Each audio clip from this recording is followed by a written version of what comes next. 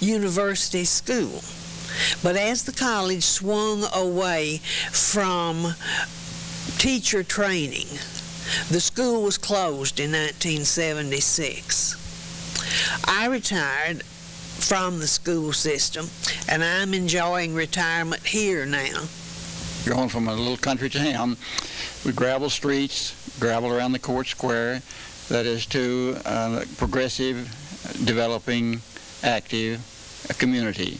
And it's been a wonderful change in every respect. I think Murray is an up-and-coming little town or city, working hard at doing the best things for itself.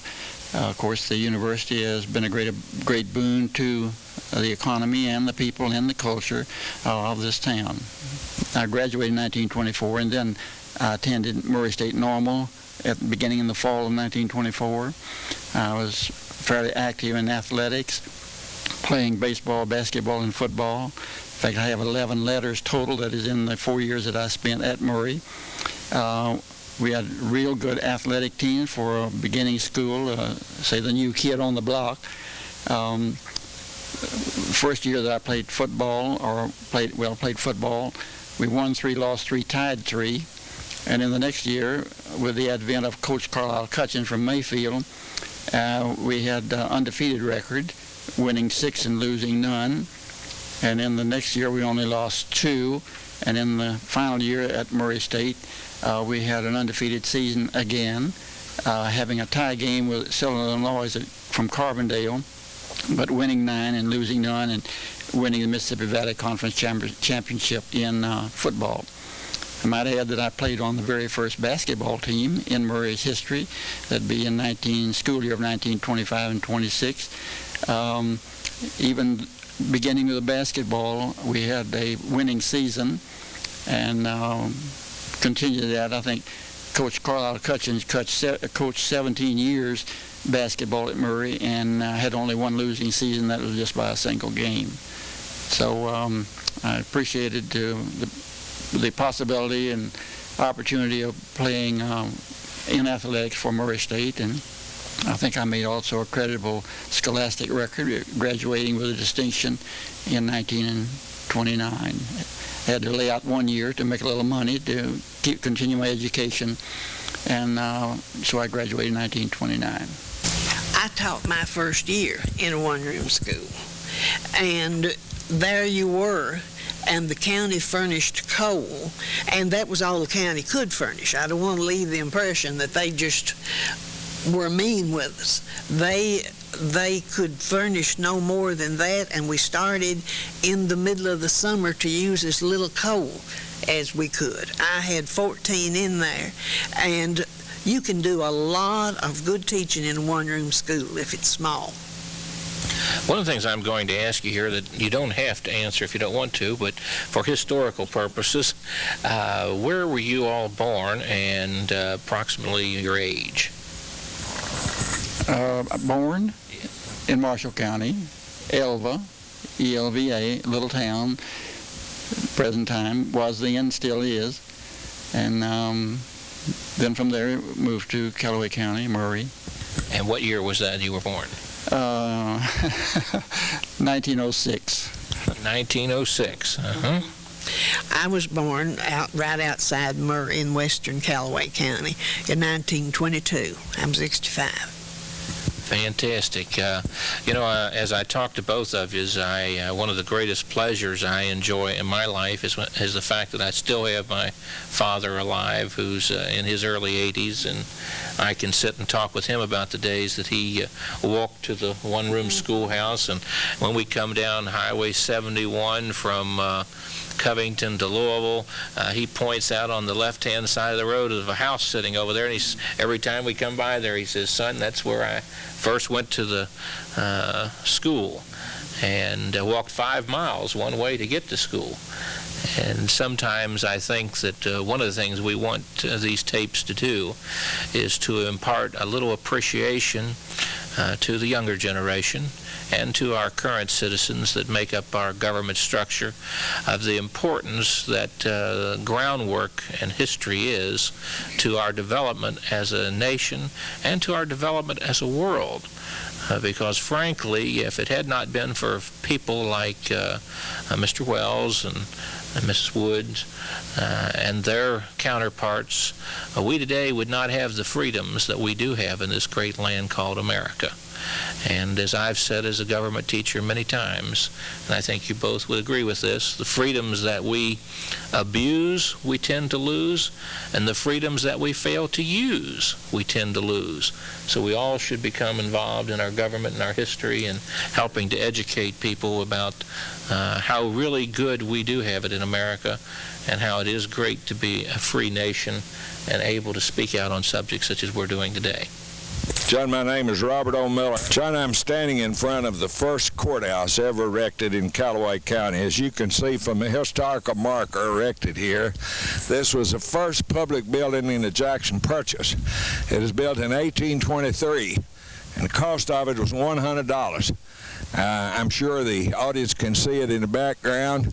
It was moved to Murray when the original courthouse was built here, served for a while, and then later it was bought by a private citizen, and he built a home around this courthouse. And when his home then was torn down and the original building was discovered inside there after it had been inside his house for about 100 years, we had a crew to take it apart log by log and put it back on the Murray State College campus. It did not attract much attention there. Later, when the park was bought and this park was built, it was moved here and re-erected here. It's a very historical building, and of course the oldest structure, and as I said, in the Jackson Purchase. It's supposedly in its original condition, except of course we've chinked the logs and put a shake roof on it. This building in this park, we have the National Boy Scout Museum, which is the headquarters for the Boy Scouts of America for the United States. It's the only one in the United States, moved here from Dallas, Texas. It's erected on the campus of Murray State University, and daily tours are made through the Boy Scout Museum. We also have a tablet like this, a historical marker on the campus of Murray State University where Nathan B. Stubblefield lived. Nathan B. Stubblefield is listed in the World Almanac as the inventor of radio, and although Marconi is listed as the perfecter of radio and the secured the patent on the thing. Callaway County has many tourist attractions in addition to the Boy Scout building, the Nathan B. Stubblefield birthplace marker. As you know, it has 20 miles of Kentucky Lake shoreline, several nice resorts in Callaway County on Kentucky Lake. That's the main tourist attraction, except the city of Hazel, which lies right on the Tennessee line, has lately become a mecca for antique dealers. There are 7 or 8 antique shops there. Those are the chief tourist attractions, or things that visitors to our county would need to be aware of and might like to visit. John, I wouldn't want anybody to leave with the impression that this is our Callaway County Courthouse. We do have a new, fairly modern courthouse built in 1914 on the Court Square at Bury, Kentucky. In addition to that, during my last year as judge, I purchased from the federal government a United States Post Office, which is located on one corner of the Court Square, which is known as the Miller Courthouse Annex. And all the court business and the circuit court clerk, all the records for court are kept in that building. The original courthouse has a historical cornerstone on it built in 1914, telling who the judge and the magistrates were at the time it was built. Jerry Reed, the reference librarian at Callaway County Public Library. We've collected over 2,000 photographs now, and from that collection we have selected a great number. They will be published in a book called The Potpourri of Callaway County. It's a pictorial history of the county. Of 2 gentlemen repairing a rail fence, something typical of that period.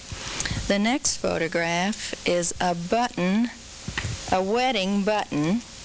Both the bride and groom had pictures of themselves worn by their mate on their lapel on the wedding day. And this was a little keepsake that they kept throughout their married life. Now this is a picture of Mary Russell Williams White, who was the county court clerk from 1938 to 46. It proves that Callaway County was not averse to having women represent them in public office.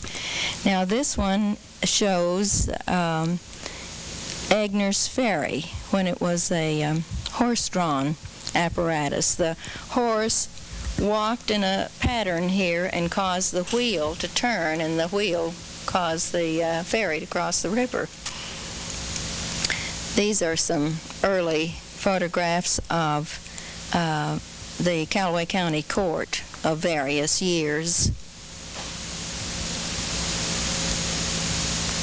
This is the first jury in the new courthouse in 1914. This shows one of the one-room schoolhouses.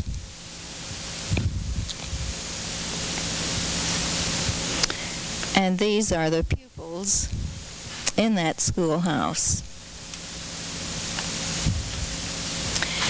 This is a picture of Miss Sally Howard, who was a teacher at Lynn Grove, and one of the subjects that she taught was Tsar, which was Russian. Max Hurt as a child. Max Hurt was a prominent man here in Callaway County who did a lot of good for a lot of folks, and he recently died and is sadly missed. These show the different modes of dress as the young boys grew up. Here he's in a dress, and then this was a day of celebration when he graduated into the short pants suit. It was Nathan B. Stubblefield with his completed contraption that did transmit the voice. He called it his wireless telephone. Photograph shows the modest frame home of Nathan Stubblefield. It was probably the first radio broadcasting station in the world. This photograph was made soon after he returned from his trip to Washington, where he demonstrated his radio on the Potomac and in Philadelphia as early as 1902. A surveyor's chain that belonged to the Curd family. He worked for the land office that was established in Wadesboro in the early 20s. That chain marked and measured all of the land in Callaway County, which at that time included Marshall County. Well, it's the depot and tobacco district, and that's what the depot was used for mainly, was the shipping of tobacco.